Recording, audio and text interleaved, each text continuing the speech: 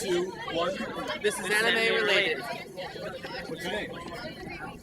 I'm Bob. And I'm Ryan. What character you play? He's Fuma and I'm Kamui. How long have you guys been cosplaying? This is our first time, and it's our first show going. Do you have vast knowledge of cosplay? Not much, only through friends. What's your favorite anime?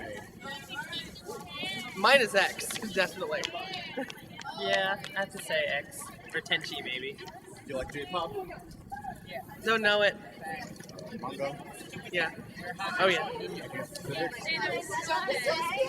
No, not from Rare. Rare. Your friends from Japan know they're cosplaying? Oh yes. Yes. They laughed at us. Where are you guys from? We're from Vernon, New Jersey. What got you into that? Years of watching TV. Does Japanese culture or media play a big part in your life? Maybe not a big part, but Not a definitely big part. interested in it. It's a Yeah. hobby. So my assumption is you do watch TV anime. My assumption is you do watch TV anime. Oh yes. And the last question is subbed or dubbed versions of. Both.